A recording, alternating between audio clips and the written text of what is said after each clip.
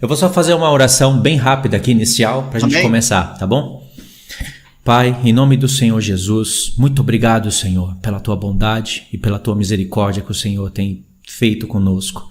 Senhor, obrigado por esse dia, obrigado por essa semana, por esse dia, obrigado por estar nos abençoando, nos livrando do mal, nos dando de comer, de beber, de vestir, todas as coisas que nós precisamos para viver nessa terra e ainda nos dando vestiduras do Senhor, alimentos espirituais, nos dando coisas que nós precisamos para ficar de pé diante do Senhor. O Senhor é a expiação dos nossos pecados. Amém. O Senhor é o verdadeiro sacrifício. Nós cremos na Tua palavra. Obrigado por estar nos ensinando coisas profundas da Tua palavra. Nós queremos ensinar a Tua palavra e a verdade dela, as coisas profundas da Tua palavra. E se a gente cometer erros aqui, se a gente ensinar algo que não está de acordo com a Tua palavra, nos dê humildade também, Senhor, para a gente voltar atrás, para a gente corrigir, porque a gente não quer ensinar doutrinas de homens, a gente não está interessado em vender livros, em nada disso. A gente está interessado em fazer com que as pessoas olhem para o Teu reino milenar, olhem com mais profundidade, e eu já sou testemunha disso, os nossos irmãos são testemunha de que isso alegra o nosso coração.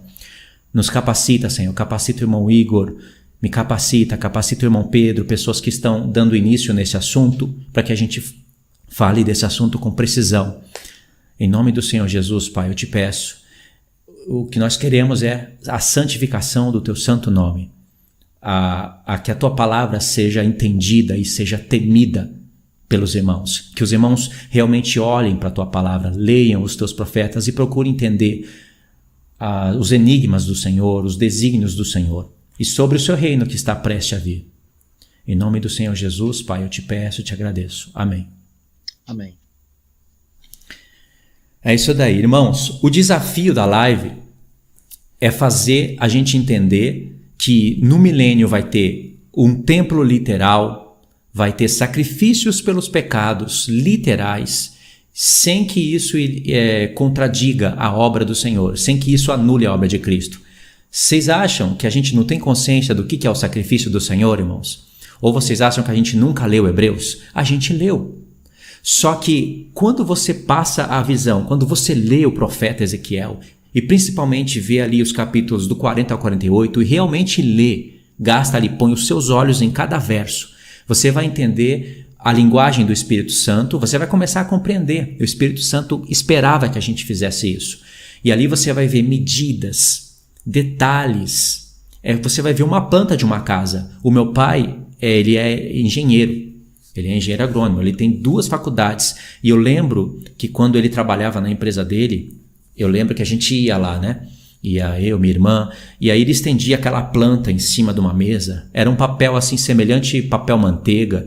E aí você olhava, só via rascunho, só via quadrados, números nos cantos. E aí eu perguntava o que era aquilo, ele falava que era a planta de um determinado lugar que ia ser construído. O Senhor fez a mesma coisa em Ezequiel. Tem uma planta, uma engenharia divina do Senhor, de maneira que é impossível a gente espiritualizar tudo aquilo, ainda que tenha muitas porções espirituais. Aí, se vocês lerem, para começar, eu vou gastar aqui uns 5 minutos ou mais, e depois eu passo a palavra para o Igor para ele acrescentar aqui. Fica à vontade aí, Luiz. Tá? E se você tiver alguma coisa para acrescentar enquanto eu estiver falando, irmão, você dá um sinal aí, eu pauso, você acrescenta e eu retomo. Beleza? Tranquilo. Irmãos, existe várias linhas do tempo dentro do profeta, né? Principalmente um profeta de 48 capítulos. E eu já estou conseguindo olhar para Ezequiel por capítulos verdadeiros, né? O profeta Ezequiel não tem 48 capítulos. Ele tem bem menos. Por exemplo, do capítulo 40 ao 48 é um só capítulo. E antes disso, a gente poderia começar por onde? Ezequiel 34. Se você pega Ezequiel 34 e vai até Ezequiel 39, você vai ver que é um capítulo. É incrível. E o que o Senhor fez? Ele fez questão de, em Ezequiel 36, falar da restauração das 2 casas. Em Ezequiel 37, acrescentar detalhes e até falar da ressurreição. E em Ezequiel 38 e 39, falar da batalha de Gog e Magog. Vocês sabem que Gog e Magog é depois do milênio, mas também antes. A prova disso está em Ezequiel 36, 38, alguma coisa, quando ele fala assim: Não é a respeito de você, ó Gog e Magog, que eu profetizei pelos meus servos, os profetas, durante longos anos, que te traria sobre a minha terra? Mas eu vou santificar o meu nome perante os olhos de todas as nações e vai ser sobre você. Ou seja, Deus profetizou que iria trazer Gog e Magog durante a terra de Israel? Por quem? Porque Deus, o Espírito Santo, disse que foi por muitos profetas e durante vários anos. Então isso é antes do milênio. Por isso que a profecia é dupla. Em Ezequiel 38 tem uma profecia de Gog e Magog, e em Ezequiel 39 Deus replica a profecia e acrescenta detalhes. Aí ele mistura os tempos. Mas a profecia duplicada é justamente para a gente entender que é antes do milênio e depois do milênio. Entendeu? E aí ele derruba Gog e Magog. Em Apocalipse 19, você vai compreender que Deus junta a besta e os reis da terra e ele chama de Gog e Magog. O que é difícil da gente entender é que a palavra Gog e Magog vai aparecer só em Apocalipse 20 depois do milênio. Mas em Apocalipse 19, quando está a besta e os reis da terra reunidos para batalhar contra o cordeiro e contra a igreja, ou seja, a besta e os reis da terra é a besta de 7 cabeças e 10 chifres. É a besta de Apocalipse 13. Deus convida os animais e usa aquele texto de Ezequiel para participar da ceia do Senhor. Ou seja, é Gog e Magog. Né? Então ele fez questão de derrubar Gog e Magog no 38 e no 39 para depois vir o reino milenar. Não é? Lembra, irmão, em Isaías capítulo 2, Isaías tem uma visão que ele disse que nos últimos dias a casa do Senhor iria se elevar sobre o mais alto de todos os montes e para ela iria fluir todas as nações. Sim. Deus deu para Isaías um pedacinho de uma visão que Deus daria para Daniel mais completa. Aquele monte e aquela casa do Senhor vai ser profetizada com mais detalhes por Ezequiel. Mas Deus deu essa visão para Daniel. Aquela pedra que bate nos pés da estátua e se torna um grande monte e enche toda a terra, Isaías viu a partir desse momento, quando a pedra feriu os pés da estátua e tornou um grande monte. Isaías viu esse momento. Ele não viu a estátua, ele não viu nada daqueles detalhes. Então, realmente, vai ter uma casa do Senhor, um templo literal, em cima do monte, para ela fluirão todos os povos. E Ezequiel do 40 a 48 são 8 capítulos que o Senhor vai dar instruções incríveis. E vai ter sim um templo, sacrifício pelos pecados, não da igreja, mas para as nações. E nós vamos explicar o porquê que tem que ter isso e como que isso de maneira nenhuma anularia a obra de Cristo. Pelo contrário, daria mais reverência, faria mais referência, o Cristo estaria mais honrado, e a igreja também, ao contemplarem os sacerdotes rebaixados ministrando isso a favor das nações, com o próprio Cristo presente. E aí, irmãos, são 8 capítulos que a gente não poderia apenas pegar Hebreus 10, verso 1 e resumir tudo aquilo. Em Hebreus 10, verso 1 disse que os sacrifícios que eram feitos na lei, que a lei tinha a sombra das coisas futuras, eles não podem aperfeiçoar a consciência, porque se pudesse aperfeiçoar, teriam parado de ministrar. E lá em Hebreus 10, a partir do 19, diz que não resta mais sacrifício, uma vez que Cristo veio e fez o verdadeiro sacrifício. Aí você pergunta, então por que tem que ter sacrifício no milênio? Porque o sacrifício que o escritor de Hebreus está tratando, o tema é para nós. Nós recebemos a propiciação pelos pecados, pelo verdadeiro sacrifício que é Cristo. As nações que vão restar e vão passar para o milênio, elas não vão estar debaixo dessa propiciação, porque isso foi para a igreja, para os glorificados. As nações elas vão estar debaixo de uma outra dimensão, e é isso que nós vamos falar. E olha só, antes de passar a palavra para o irmão Igor, eu separei aqui nesse papelzinho, não vai ter nada na tela hoje. Semana que vem nós vamos ter bastante coisa na tela. 15 pontos, e eu vou aqui ler para vocês. Eu não separei as medidas, mas se você ler Ezequiel do 40 ao 42, e eu garanto, você faz isso em 15 minutos, o Espírito Santo já vai começar a assinalar, a dar um sinal na sua mente. Olha só, Ezequiel vê um templo edificado sobre o alto monte. Primeira coisa, ele vê um templo, literal. E aí tem um muro, edifício, o Espírito Santo vai falar... Isso daqui eu estou falando só as palavras, eu não estou falando as medidas. O templo é todo simétrico, cheio de medidas. Tudo. Vai ter um muro, 2, um edifício, 3. Limiar da porta, detalhes. Não vai falar só de limiares da porta, vai falar de detalhes, de medidas. Detalhes das câmeras. 5. Vestíbulos da porta interior. 6. Os pilares dos vestíbulos, com todas as suas medidas. 7. Porta do lado oriental. 8. Largura da entrada da porta. 9. O espaço em frente das câmeras e as medidas entre elas. 10. A distância entre os pilares. 11. Detalhes de como se fazer as portas, pilares e vestíbulos. Deus fala, vão fazer isso, e deu as medidas. 12. Os detalhes dos pavimentos das portas e medidas. 13. Medidas das portas, câmeras, pilares e janelas que davam para o lado norte e para o lado sul, e o espaço entre um e outro. Cada detalhe, simetria, tudo como eles devem fazer. 14. Mais detalhes sobre essas portas e as suas escadas. Tem detalhes de 7 degraus e 8 degraus. Tem pontos espirituais em alguns pontos disso? Tem, claro que tem. Mas não tem como espiritualizar tudo isso. Como é que eu vou espiritualizar todas essas medidas num templo que o Senhor fala que vai ser construído? Porque ele fala com todas as palavras. Não sei se está no 43 ou no 44, mas ele fala que vai ser construído.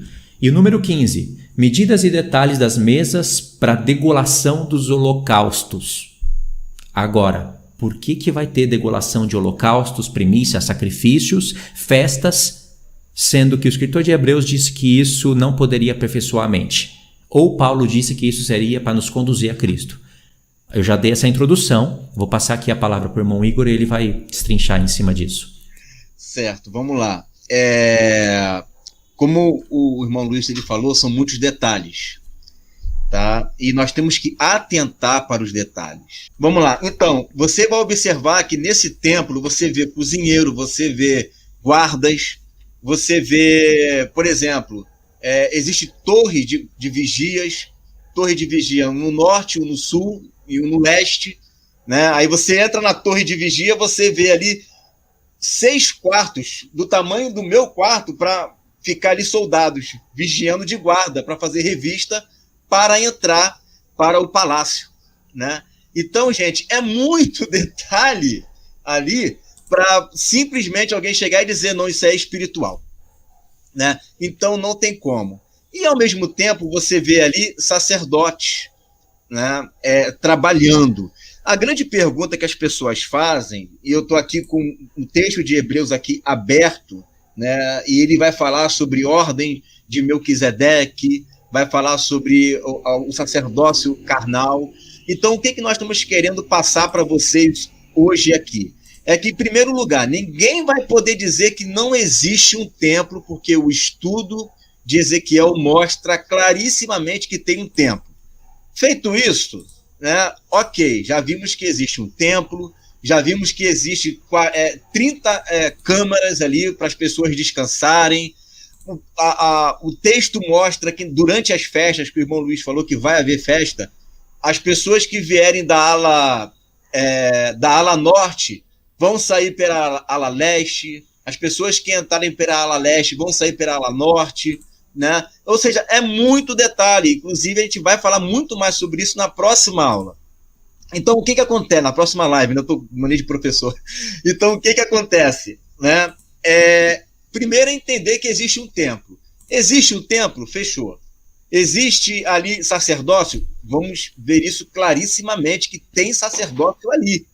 Sacerdócio que casa, sacerdócio que não pode casar com viúva, salvo se o esposo dela tiver sido um sacerdote. Lei sobre barba, corte de cabelo, vestimenta, né? Vestimenta não tem que ser muito grossa para não suar. Gente, do corpo glorificado não precisa de nada disso. E a igreja não vai casar e nem dar em casamento. Então, para onde que está indo essas profecias? Essas profecias estão mostrando que existe um grupo, que existe um outro grupo que está numa outra dimensão, que também vai fazer um papel de sacerdote. Neste papel de sacerdote que ele vai fazer, o que vai acontecer? Eles vão estar ministrando para os homens, vão estar ministrando para as pessoas. Sendo que nesta ministração que eles estarão fazendo, e o texto, né, os capítulos ali de Ezequiel, de 40 a 48, que o irmão Luiz falou claramente ali, né, que é um capítulo só, porque fala de um tema só, tá? Vai lá, não demore muito, Luiz. Não demore muito, né? É porque ele foi arrebatado, né? Ele foi arrebatado ali e aí ele agora virou um pré-tribulacionista, foi arrebatado. Então, assim, quando nós enxergamos todo esse aparato, esses detalhes, nós também vemos ali sacerdotes que estão fazendo o sacrifício. Você vê todos os materiais de sacrifícios ali. Todos os materiais. Panela, garfo, tudo. Gente, para que isso? Agora, é digno uma pergunta que as pessoas fazem, né? E aí é onde a gente quer chegar. Bem, se existe sacrifício, como fica o sacrifício de Jesus? Como que fica, então, o sacrifício de Jesus? O texto que fala sobre sacrifícios de Jesus, né? Sacrifícios que vão fazer a expiação do nosso pecado, para nós, gente, isso está sendo feito agora. Por quê? Porque Jesus ele está lá no céu, no santuário, intercedendo, fazendo a intercessão e perdoando os nossos pecados. Você já estudou, você sabe muito bem que existem as festas proféticas, as 7 festas de Israel. Então, essas 7 festas são os Moed, que se trata de nós, fala acerca de nós, fala acerca da igreja. São os tempos proféticos para a igreja. Então, a penúltima festa que está para se cumprir é a festa da expiação, que todos nós sabemos que tem a ver com a purificação dos nossos pecados. Jesus sai do templo, isso tem a ver lá com o tabernáculo de Moisés, que o sumo sacerdote entrava lá, fazia o sacrifício, depois entrava no santuário e ficava fazendo as suas intercessões. E quando ele terminava de fazer o seu ofício sacerdotal e interceder pelo pecado dele, pelo pecado do povo, ele saía ao encontro do povo já com o povo purificado dos seus pecados. Correto? Jesus é a mesma coisa. Ele só vai poder voltar depois que expiar o pecado, né, que é justamente a glorificação de todo o povo de Israel, de toda a igreja. Dito isto, qual é a próxima festa a se cumprir? Que é a festa dos tabernáculos.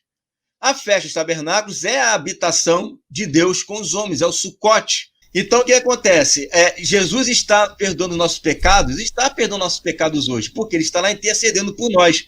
Só que nós ainda temos pecado. Lembra de Daniel 9:27, que 70 semanas estão determinadas para o quê? Para o fim da iniquidade, pecados, né, para a purificação. Tem que completar as 70 semanas para que Jesus, então, ele cumpra, né, toda a agenda das festas proféticas. Quando vier a expiação dos nossos pecados, que é quando ele sai de lá do santuário, né, então não existe mais expiação do pecado para a igreja estará glorificada. E aí ficará faltando, né, a festa dos tabernáculos, que começa logo depois. Muito bem, o que eu estou querendo dizer com isso? Gente, se Jesus foi para o céu justamente para fazer essa expiação, para estar lá orando, intercedendo, para chegar no momento exato, que é na vinda dele, para então glorificar, saiu do templo, agora tem o tabernáculo, ele não cumpriu todo o propósito do sacrifício nele em nós? Cumpriu. Ele cumpriu todo o propósito. Então, aqueles sacrifícios que você vai ver lá no milênio não tem nada a ver com o sacrifício de Jesus, que não há uma anulação em nada, porque o propósito do sacrifício de Jesus já foi cumprido na igreja. Já foi cumprido na igreja. Então, uma vez que ele é cumprido na igreja, aí você chega lá, no milênio, você vê lá sacerdote levítico e sacerdócio de Zadok. que a gente vai falar sobre isso na próxima live, com mais profundidade. Esse sacerdote levítico e sacerdote de Zadok em nada tem a ver com a gente, porque eu sou de uma outra ordem. Eu sou de uma ordem superior. Somos da ordem de Melquisedeque. Somos de uma ordem superior. A ordem de Melquisedeque é superior por quê? Porque ela abrange o nosso interior mediante a purificação do Espírito que está sendo feito hoje por Jesus e que concluirá na festa da expiação. Cumpriu-se a festa da expiação, não tem como ter festa da expiação dentro de tabernáculo no reino milenar. Certo, Luiz? Certo. Ó, irmão, eu ia ler aqui 2 textos para mostrar que primeiro vai ter tempo, né? Só para ficar assim mais fácil deles entenderem, mas com esse finalzinho que você leu aí, que você falou que não vai ter expiação pelos pecados na festa dos tabernáculos, certo? E falou falou o destaque do sacerdócio glorificado sobre o sacerdócio rebaixado, né? Olha o texto que está em Jeremias, eu vou compartilhar aqui a tela. Cadê o profeta? Está aqui. Jeremias 3, do verso 14, eu acho. Olha só, presta atenção, irmãos.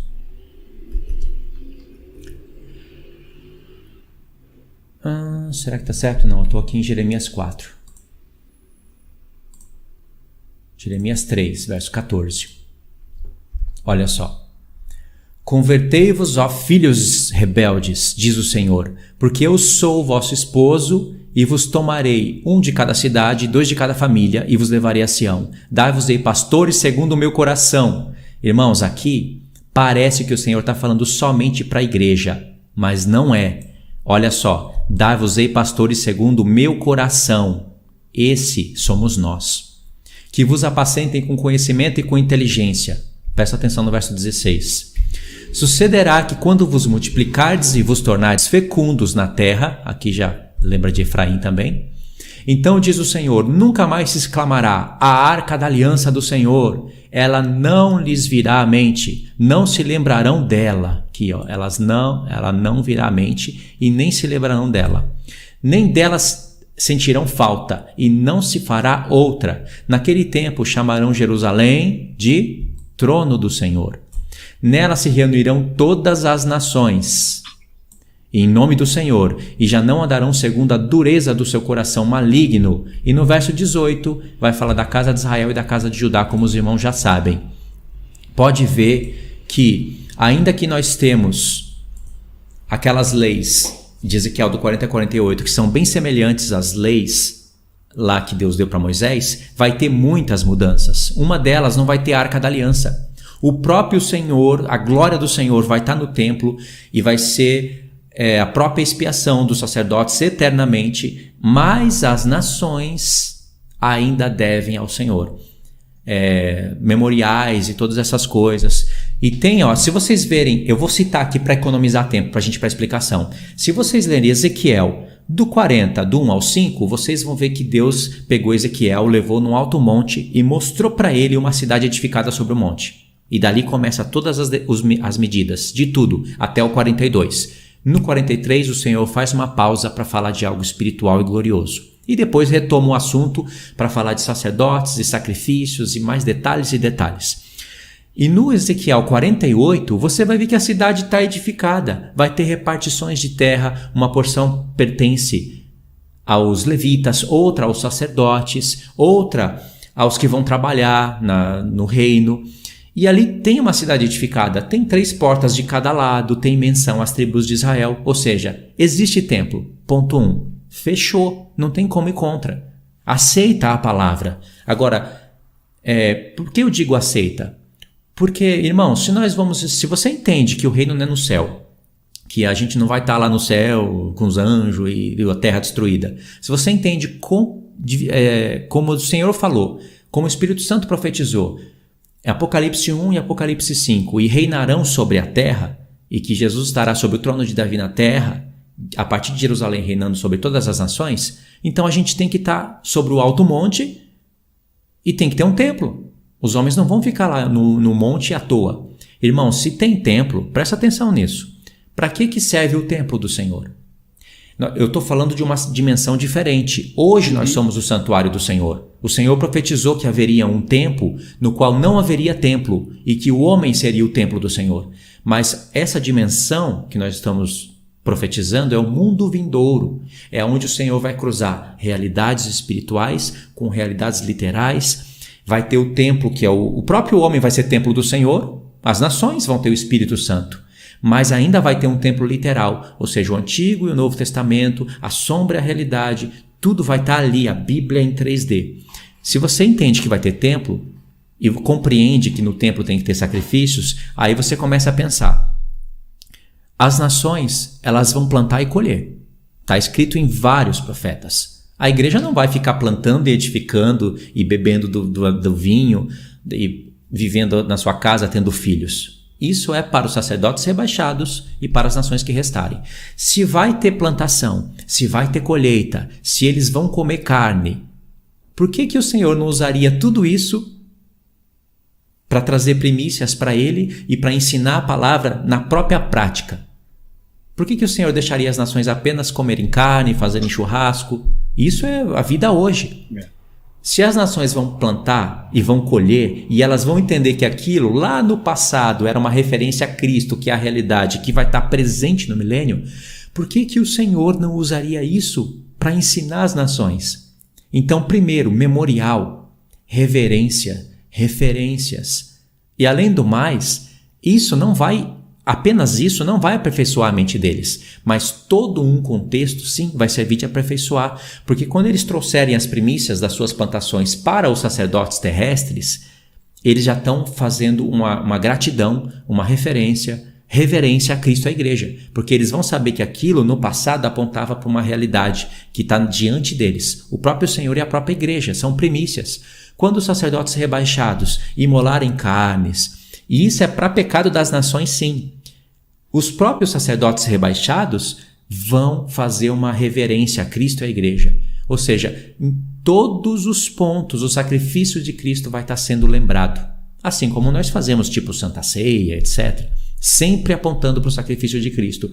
E aí Deus vai ser propício para o pecado das nações, porque elas ainda vão pecar, por causa dessas coisas e por causa do que elas vão estar fazendo. Assim, elas não vão viver mais para si mesma, não vão mais edificar prédios, casas, indústrias, elas vão viver a vida para Deus.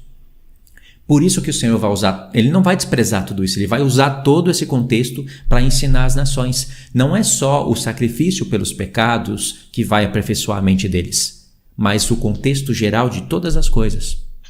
Entendeu? O pessoal está confundindo, quando a gente fala que Jesus entrou no santuário, eles estão achando que a gente está pregando aquele santuário dos adventistas do sétimo dia. Não tem nada a ver uma coisa com a outra, gente, pelo amor de Deus. A gente já saiu do leitinho, né? Tá vendo como eu falei nos vídeos que o adventista vem para atrapalhar a profecia? Não é à toa aí. Pois é, não tem nada a ver uma coisa com a outra. Isso está lá em Hebreus 9:12, que ele entrou no santuário. Jesus está lá no céu, gente. Ele tá fazendo todo o serviço que estava profetizado por Moisés. Se você ouvir a live com esse tipo de mente, você não vai conseguir pegar o que a gente está querendo passar para vocês. Tá? Então, não misture uma coisa com a outra.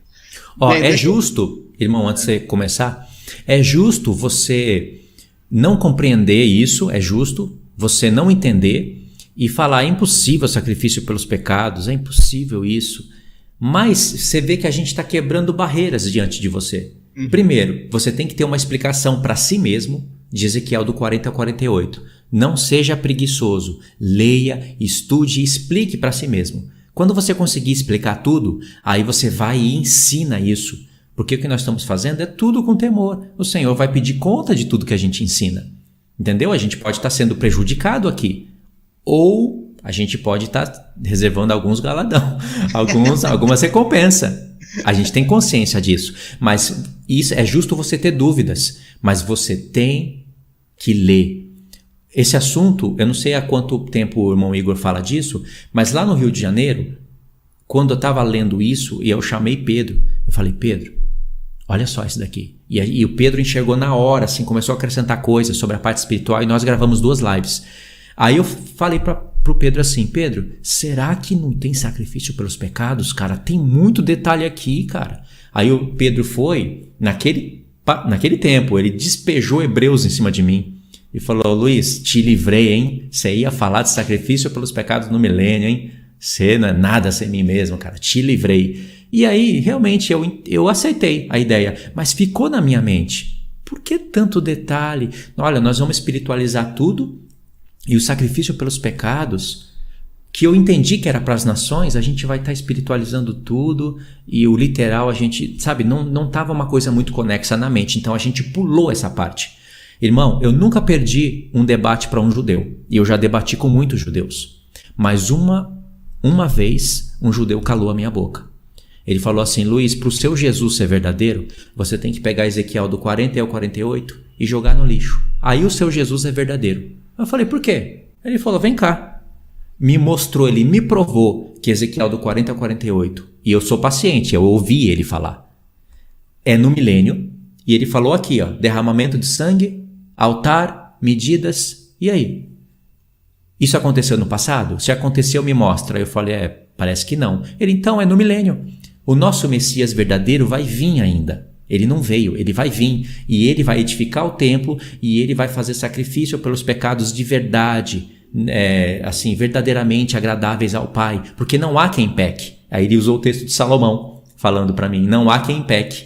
Então, olha só, ele enxergou uma parte e não enxergou o principal, que é o que nós enxergamos, porque o que nós enxergamos é o principal, mas ele enxergou uma parte que a igreja não enxerga, e verdadeiramente a igreja não enxerga isso, e se a gente entender isso, vai ser uma ferramenta muito forte, porque a gente não anula o sacrifício de Cristo, pelo contrário, bota mais ênfase e glória nisso. 2, a gente pode calar a boca de qualquer judeu, porque eles vão falar, a gente vai falar: eu creio nisso. Claro que eu creio, mas deixa eu te mostrar aqui o que vai acontecer com o seu povo se você não der ouvido ao Messias. Olha, rebaixado, sacerdote rebaixado. A gente começa a jogar e aí eles não têm mais argumentos. Ou seja, isso é ferramenta forte para a igreja, né? Não vai mudar muito agora na sua vida prática, não vai te fazer parar de pecar, mas vai te trazer uma alegria imensa. E para um tempo determinado vai te fazer poderoso na palavra. O pessoal está perguntando se vai comer carne. Ezequiel 47 fala que haverão pescadores ali pescando peixe, né? Então vai comer carne. Quem quiser comer, quem não quiser comer, come outra coisa. Não, vai ter morte de animal. Os homens vão morrer porque os animais não morreriam. É que aí eles vão lembrar de Isaías 11, aonde não se fará dano algum no monte do Senhor. Não fala isso, irmão?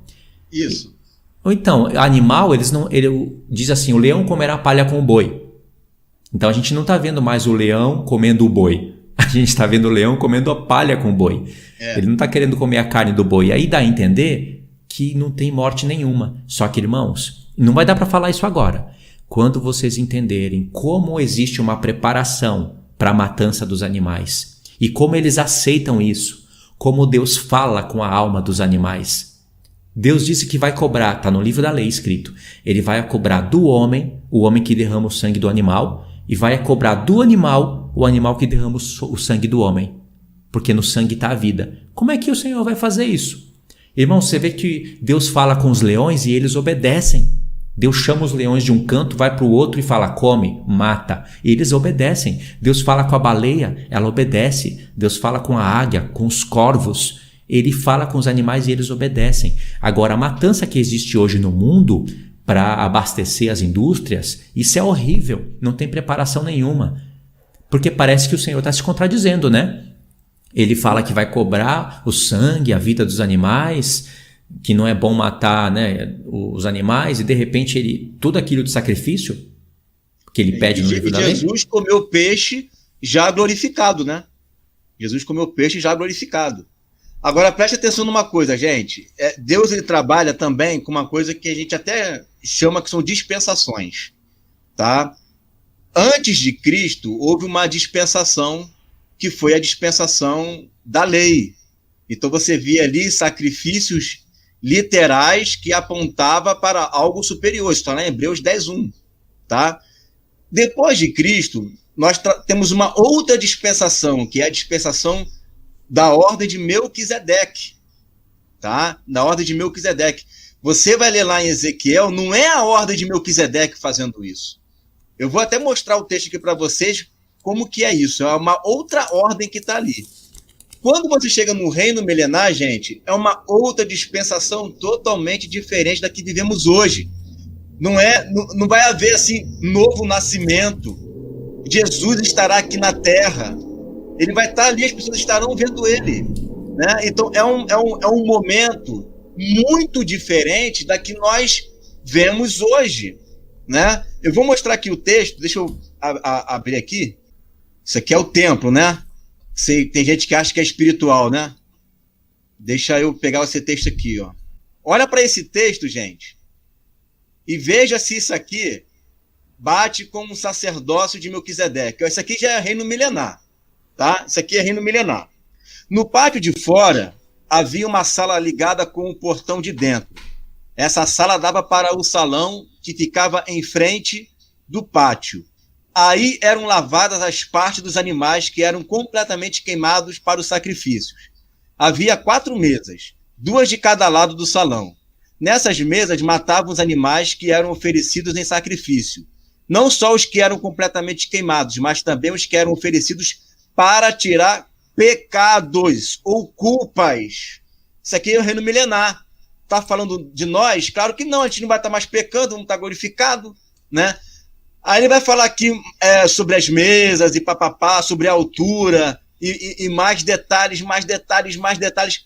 Aí no final ele vai falar assim, ó, o homem me disse que a sala com frente para o sul era para os sacerdotes que trabalhavam no templo, e a sala com frente para o norte era para os sacerdotes que faziam o serviço do altar.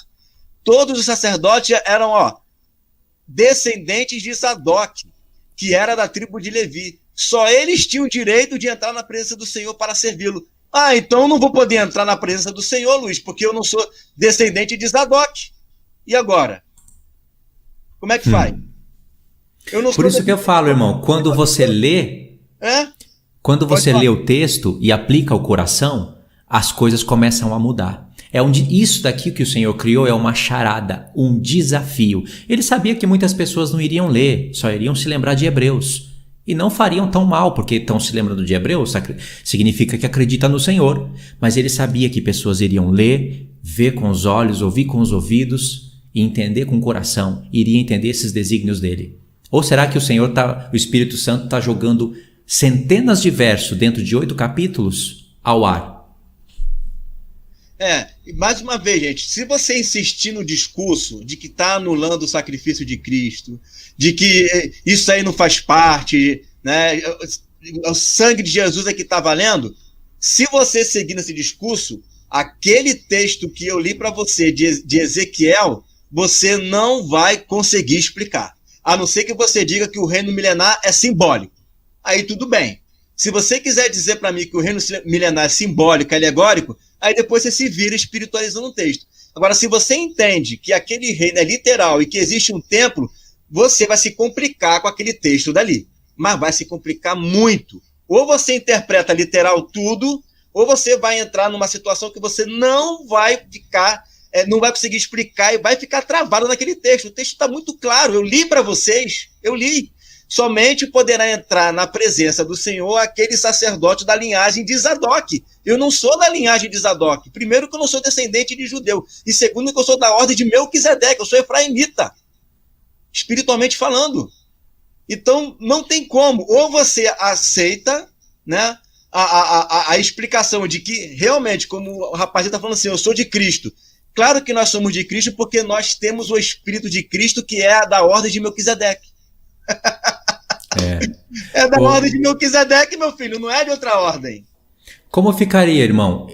O Jesus foi interrogado pelos saduceus a respeito da ressurreição. E ele falou, olha, vocês trabalham em grande erro, porque vocês não conhecem nem as Escrituras e nem o poder de Deus. Aí ele citou Abraão, né, falou que Abraão para Deus está vivo e que haverá ressurreição, sim. E aí ele fala, e os que forem achados dignos da ressurreição, nem se casarão e nem se darão em casamento. Esse é o mestre Jesus falando. Os que acharem dignos da ressurreição, nem se casarão e nem se darão em casamento. Aonde que está essa informação? Está nas Escrituras. Pensa que não? Está nas Escrituras. E aonde está o poder de Deus? Em fazer tudo isso real, em transfigurar o corpo. Ok, mas o Senhor Jesus não foi o mesmo que deu a visão e as instruções para Ezequiel antes de se fazer carne? Sim. Como que ele iria se fazer carne e contrariar o próprio ensino dele? Porque em Ezequiel 44 diz que sacerdotes devem, no futuro, lembra Ezequiel do 40 a 48? É milenar. Devem cortar o cabelo como convém, se vestir de uma maneira que não caia suor, devem se casar com pessoas viúvas ou da linhagem de Arão, né? Da linhagem de Levi? Da linhagem sacerdotal, né? Você está falando do texto de Ezequiel? Do texto de Ezequiel 44. Fala que não poderá casar com viúva apenas se for filha de sacerdote. Isso, ou seja, Jesus sabia, conhecia Ezequiel muito melhor que qualquer outra pessoa do mundo, que qualquer Paulo. Ele sabia que do 40 a 48 fala do milênio. E como que os sacerdotes do Senhor estão governando sobre as nações e estão comendo, bebendo, casando e se dando em casamento? Gente, não tem como explicar isso. Ou aceita a verdade, ou aceita, ou vai ficar muito complicado. Você tem um texto aí já na bala aí que fala do casamento deles? Que eles podem casar? Não tem, mas a gente pode procurar aqui. Vamos procurar. É importante eles lerem esse texto, gente, porque ali está dizendo que o sacerdote pode casar. Como que você vai explicar isso? Sacerdote casando, sendo que a igreja glorificada não casa. Seremos como anjos, seremos como anjos que não casam nem dão em casamento. Não tem como explicar isso, espiritualizar isso, gente, pelo amor de Deus.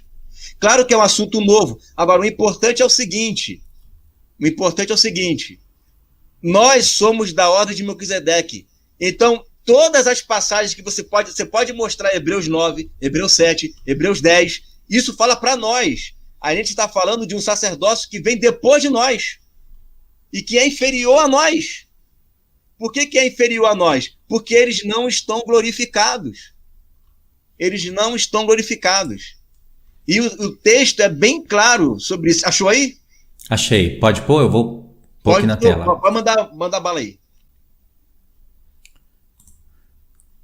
Só não estou conseguindo compartilhar ele. Eu acho que eu consigo para você, ó. Aí, ó. Aí. Agora dá.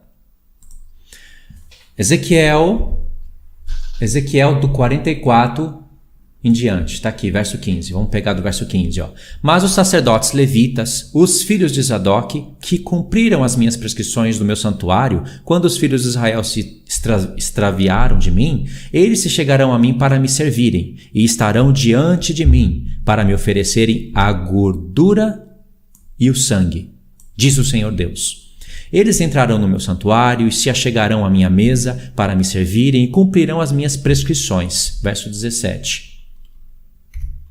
E será que quando entrarem pelas portas do átrio interior, usarão, tudo falando para o futuro, entendeu? Usarão vestes de linho. Não se porá lã sobre eles quando servirem nas portas do átrio interior dentro do templo. Verso 18. Tiaras de linho lhe estarão sobre a cabeça e calções de linho sobre as coxas. Não se cingirão a ponto de lhe vir suor. A igreja glorificada suor, gente. São pessoas com carne, sem estarem glorificadas. Sim. Aí diz assim, verso 19. Aqui. Saindo eles ao átrio exterior, ao povo despirão as vestes com que ministraram. Pô-las-ão nas santas câmeras e usarão outras vestes, para que com as suas vestes não santifique o povo. Aqui o povo ainda está em aprendizado, ainda está em teste e ainda não é o tempo de santificar todas as nações. Isso vai acontecer só depois que Satanás for solto e eles forem provados. Aí o verso 20, vamos ver se a gente chega aqui logo no texto. Não raparão a cabeça, nem deixarão crescer o cabelo. Imagine, a gente glorificado crescendo o cabelo. Antes, como convém, tosquearão a cabeça. Nenhum sacerdote beberá vinho quando entrar no átrio interior. Não se casarão com viúva, nem com repudiada. Ah, não, gente. Não é possível que alguém ainda vai dizer que isso não é real. Né? Para que tempo é isso, irmão? Aonde que a gente vai explicar isso? Você pode discordar do estudo? Claro que pode, porque cada um tem um tempo de consciência, de entendimento. Mas você não pode dizer que isso daqui já aconteceu e que não vai acontecer. Você vai ter que arrumar uma explicação para isso. E olha o que diz na continuação. Mas tomarão virgens da linhagem da casa de Israel ou viúva que for de sacerdote. Ao meu povo ensinarão a distinguir entre o santo e o profano, coisa que nunca aconteceu no passado, e farão discernir entre o imundo e o limpo. Quando houver contenda, aí vai ter contenda no milênio, vai ter briga, casos para se resolver, eles assistirão a ela para julgarem. Pelo meu direito julgarão as minhas leis e os meus estatutos em todas as festas fixas. Aqui, festas no milênio. Guardarão e santificarão os meus sábados. Aí, dentro de um sábado espiritual, dentro de um milênio na Terra, de um sábado na Terra, tem sábados sendo guardado. Olha só, eu vou mostrar para vocês, gente, de uma maneira assim bem... Agora eu vou explicar para vocês, com visão, né, o que ele acabou de ler agora. Deixa eu pegar aqui. Isso aqui é o templo, tá? Propriamente dito, o templo é só isso aqui, né? O templo mesmo é só essa casinha aqui. Mas toda a construção é isso daqui, tá? Então, veja bem. Os sacerdotes, veja que aqui é o sacerdote da ordem de Melquisedeque, eles ficaram nesse local aqui, ó. Isso está escrito, tem que ler os textos, não vou ler o texto todo agora, tá? Mas os sacerdotes da ordem de Melquisedeque ficam aqui. Aqui ficam os guardas, os cozinheiros, os funcionários, tá? Aqui fica o sacerdócio levítico, tá? Aí teve irmão que perguntou, onde é que tá que diz que eles foram rebaixados? Tá aqui, ó, depois você lê com calma, para a gente não ler muito texto. Ezequiel 44, 10, 14.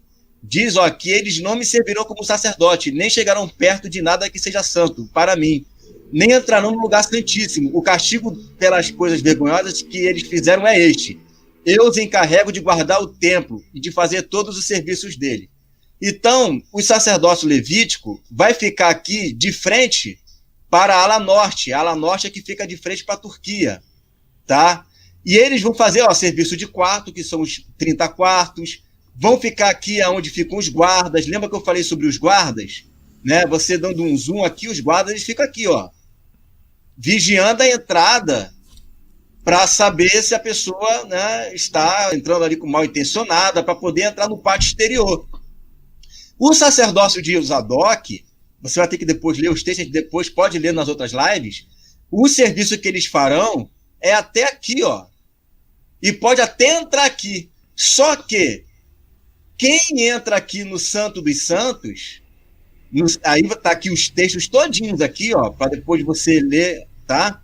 Quem entra aqui no Santíssimo Lugar é a igreja. Mas eles entram no salão central, eles fazem o serviço aqui, eles vêm para cá e trocam a roupa, que foi o que acabou de o irmão Luiz ler agora. Eles fazem o serviço aqui no altar, trocam de roupa, e daqui a pouco eles vêm e voltam a vestir roupas normais, né? Tipo assim, acabou o expediente, tá? Então, todo esse serviço aqui, sacerdotal, tá? De coisas sagradas, quem faz são os da linhagem de Zadok. Quem auxilia eles, inclusive desce e são rebaixados como guardas, é o sacerdócio levítico. Quem faz o verdadeiro trabalho sacerdotal é a igreja. Jesus estará aqui dentro, sentado, conforme diz lá em Isaías capítulo 66, versículo 1. Ele vai estabelecer o trono dele ali, certo? Então, gente, isso tudo está ali, né? Muito claro no livro de Ezequiel. Como que você vai espiritualizar isso, gente? Tá tudo ali bem claríssimo, né? Se você quiser colocar isso como simbólico, infelizmente, você não vai ter como explicar. Como que você vai explicar simbolicamente que no reino dele as pessoas vão ter que não pode raspar a cabeça, casar com viúva de gente que não é da mesma linhagem? Não tem como você simbolizar isso daí. Simbolizar isso aí é mais ou menos você falar assim, quer ver, ó? Ah, eu não entendi esse texto, é simbólico. Sim. É dizer isso. Isso é ser humilde. Ó. Você não compreende, fala que não compreende. Mas você dizer que tudo aquilo ali se cumpriu no passado, errou. Dizer que tudo não vai se cumprir no futuro, errou. E dizer que a gente está anulando o sacrifício de Cristo, bota a mão na consciência. Você pode dizer que a gente está interpretando errado, mas anulando o sacrifício de Cristo, irmãos, você, para anular o sacrifício de Cristo, você precisa entrar em apostasia. Já que uma vez que a gente crê no Senhor e está falando dele, para anular o sacrifício dele tem que entrar em apostasia. E esse ensino aqui não é apostasia. Só quem volta para trás, quem abandona os caminhos do Senhor, quem vai para outro Deus, aí é apostasia. Além disso, a gente só estaria errando, entendeu? Gastando tempo aqui para ser obra consumida no fogo. Não anular o sacrifício de Cristo. Né? Não tem anulação do sacrifício de Cristo. Por quê? O sacrifício de Cristo foi com um propósito. Qual o propósito? O aperfeiçoamento da igreja. A igreja já estará glorificada, já se cumpriu o sacrifício de Cristo. Sim. Irmão, eu tenho 2 textos aqui para cruzar. Isaías 66:1 com Ezequiel 43. Boa, isso aí. Perfeito. Vamos lá. Já está aqui na tela. Ó. Isaías 66:1. Presta atenção nisso. Assim diz o Senhor, o céu é o meu trono, certo? Está aqui. E a terra, estrado dos meus pés. Fechou. É o Senhor que está dizendo isso. Que casa me edificareis vós? E qual é o lugar do meu repouso? Olha o que ele associou. Que quando houver uma casa edificada por ele, seria o lugar do repouso dele. Aqui está apontando para o milênio. Irmãos, quando Estevão leu isso daqui, ele compreendeu que Deus não habita em templo feito por mãos de homens. O próprio Salomão, quando terminou de edificar a casa de Deus, 7 anos edificando, ele falou, por acaso o Senhor habitaria nesse lugar? Nem o céu dos céus podem conter o Senhor. Então eles sabiam que o Senhor mesmo estava no céu, aqui, ó, onde está o trono dele, e que a terra era apenas estrado dos pés, e que aquele templo era uma figura presencial do Senhor. E Estevão compreendeu que o lugar onde o Senhor habita é dentro do homem. Só que Estevão, ele estava tratando de algo que era, irmãos, para aquele tempo. Olha só, o verso 2. Porque a minha mão fez todas essas coisas, ou seja, a mão dele criou os céus e a terra. E todas vieram a existir, diz o Senhor. Mas o homem para quem olharei é este, o aflito e abatido de espírito e que treme diante da minha palavra. Deixa eu só voltar um pouquinho para a tela para concluir a explicação. Olha só, o Espírito Santo está profetizando algo que serviria para uma instrução espiritual para o tempo dos apóstolos e para o nosso tempo. Eu vou provar isso para vocês. Estevão entendeu. Se o Senhor está falando, o céu é o meu trono, a terra onde eu coloco os pés. Vocês acham que eu vou habitar nessa casa?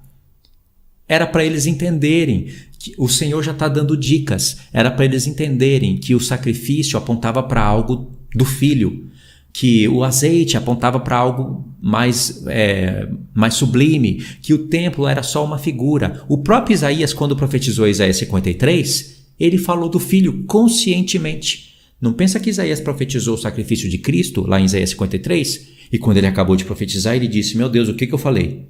Eu anulei a lei. Eu estou falando que a alma de alguém foi entregue como oferta pelo pecado e que ele vai ficar satisfeito com o trabalho da sua alma. Eu anulei o sacrifício? Eu anulei a lei de Moisés? Não. O Espírito Santo tomou Isaías e ele entendeu coisas profundas. Entendeu? Agora, qual é a prova que esse verso de Isaías 66 serve para dois tempos? Primeiro, que o Senhor diz que o lugar do repouso dele é quando tiver um templo edificado. Hoje nós somos o templo do Senhor, mas ainda não é a vontade plena do Senhor. Tanto é que os sacerdotes diz que homens foram comprados para serem sacerdotes para reinarem sobre a terra. Nós estamos fazendo uma espécie de exercício. Não é a plena vontade do Senhor ainda. O Senhor quer nos glorificar para a gente exercer um sacerdócio sublime no milênio. Agora compara o que eu li com Ezequiel 43.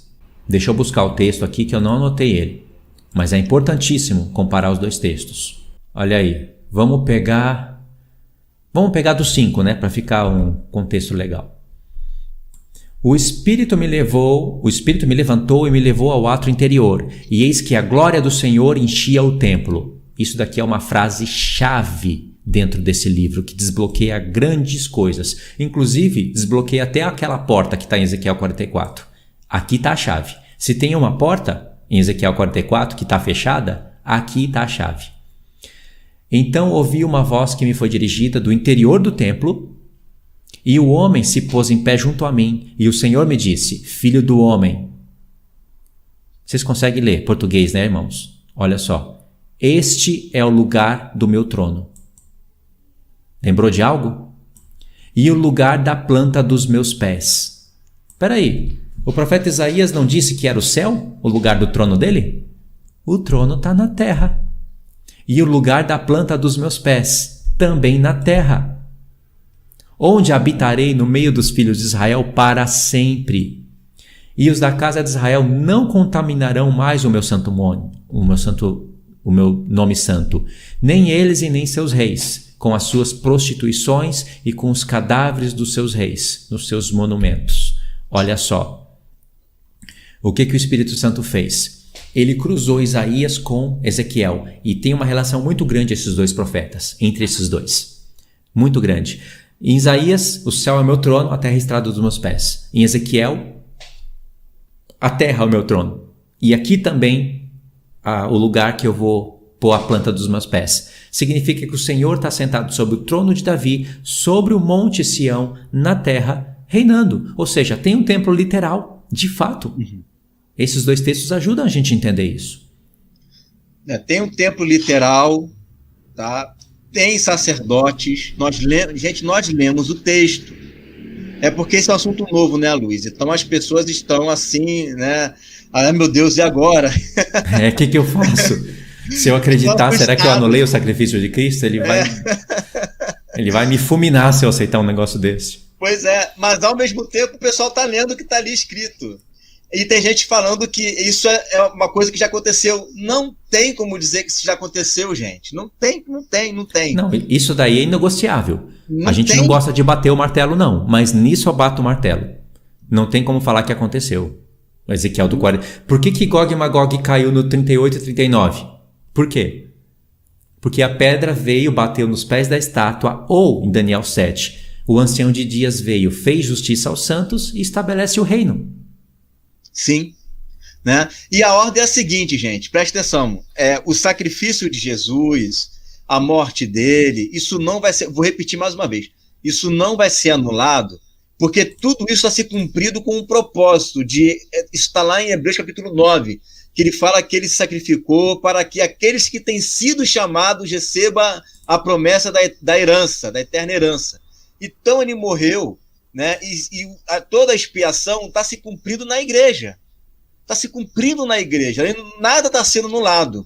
Uma vez que é se cumprido na igreja e a festa da expiação se cumpre na igreja, o que sobra então? Sobra as nações que vêm da grande tribulação, passa pelo tribunal de Cristo, blá, blá, blá, entra no reino milenar. Tem só nações de todo mundo? Não. Também tem judeu, da linhagem de Zadok, da carne, que não foi glorificado.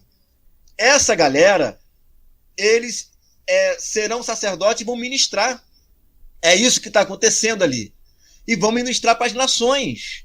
Vai haver festa dos tabernáculos, as pessoas das nações terão que ir até lá para adorar o rei. Jesus estará lá no trono dele, sentado lá em Jerusalém, no Monte Sião, a terra que ele escolheu para a sua herança. Todo mundo sabe disso, não é texto novo, gente, a gente sabe disso.